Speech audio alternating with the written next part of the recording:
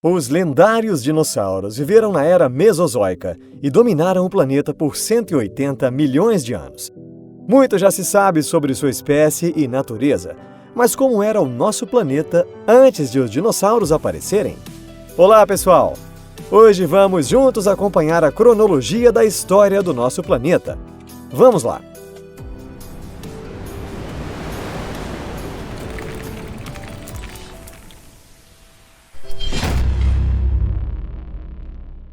Há cerca de 530 milhões de anos, no período Cambriano, não existia vida terrestre. Havia somente alguns animais invertebrados dentro do mar. Mas nessas regiões aquáticas, a evolução dos seres começou a acelerar. O Anomalocaris é o mais antigo artrópode predador e de grande porte. O Anomalocaris se alimentava de outros artrópodes, espécies que posteriormente vieram a se tornar insetos e aracnídeos. Essas espécies travaram terríveis batalhas pela sobrevivência. O Milocunmingia foi a espécie de peixe mais antiga do nosso planeta e já havia desenvolvido uma primitiva forma de vértebra. Esse é o animal vertebrado mais primitivo do planeta, sendo considerado o ancestral de diversos outros seres, incluindo os dinossauros.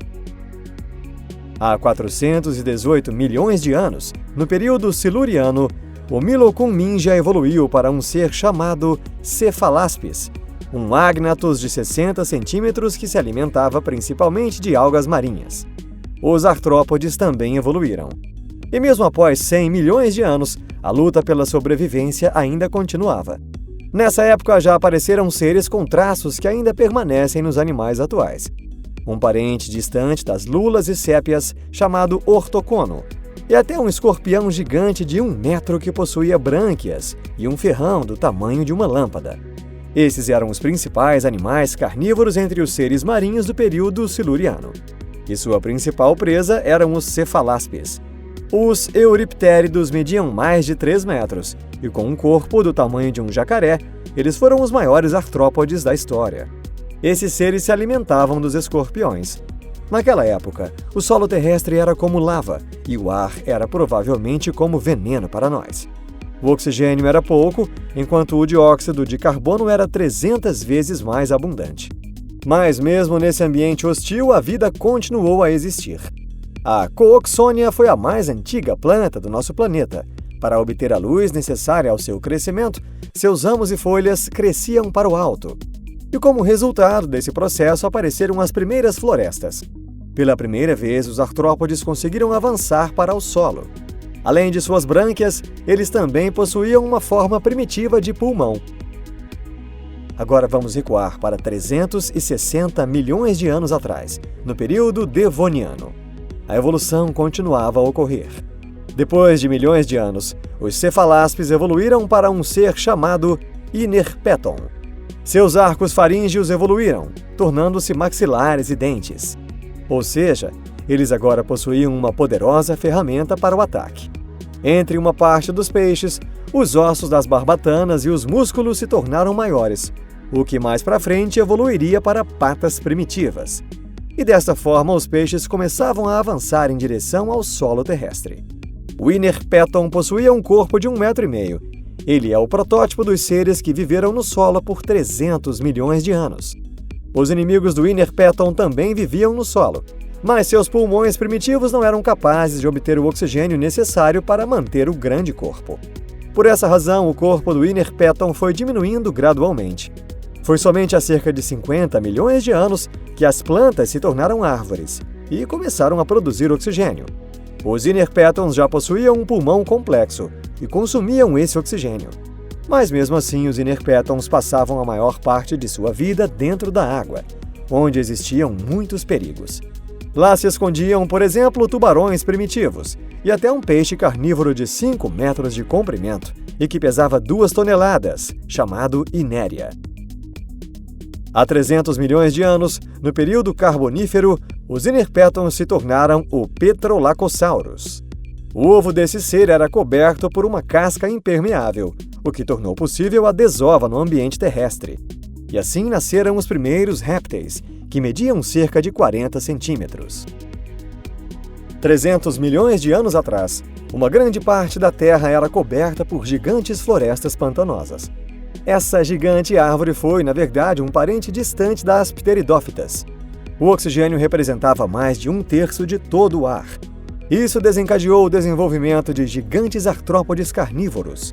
O predador que reinava nesse período era o Meganeura, uma libélula com quase o tamanho de uma águia.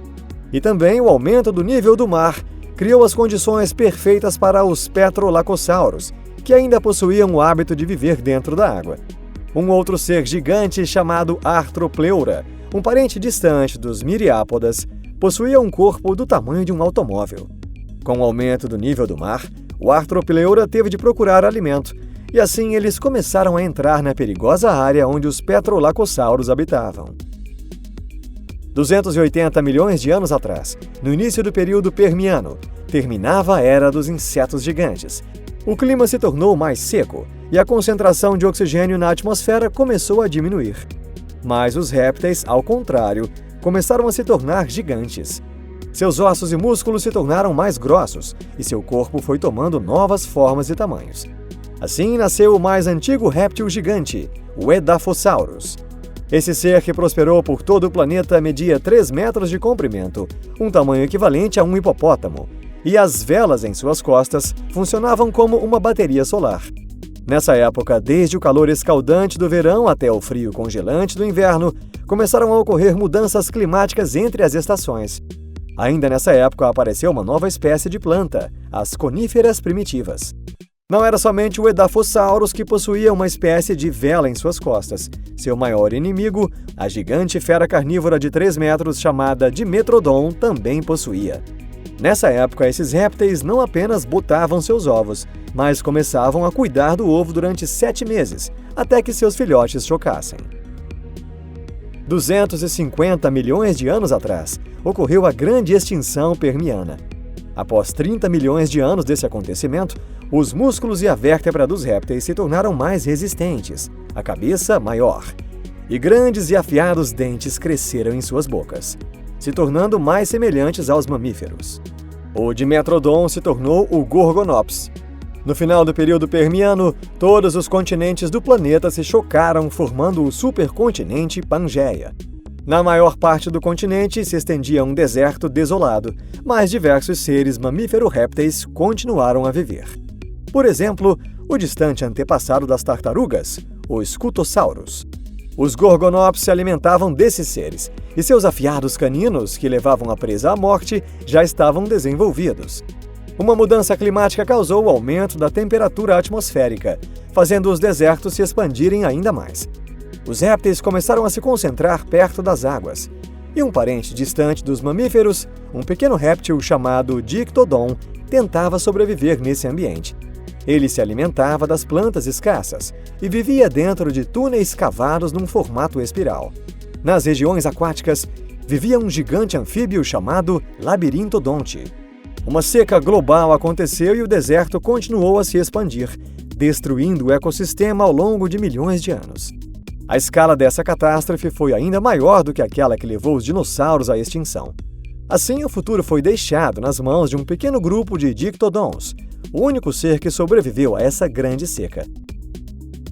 248 milhões de anos atrás, no início do período Triássico, novamente ocorreu uma mudança climática. Os Dictodons se tornaram os Listrossauros, e a partir disso começaram a aparecer grandes e fortes animais herbívoros. Esse foi o início do período Triássico, e o planeta começou a recuperar a vida. Toda a área se tornou coberta pelas florestas de coníferas, habitados listrossauros. Após a grande extinção permiana, os listrossauros se tornaram os maiores animais terrestres. Mas nas florestas nascia uma nova espécie, que se tornaria seu inimigo, os Euparkerias. Seu corpo se adequava ao bipedismo, e isso se tornou seu ponto forte. Esses seres são os antepassados dos dinossauros.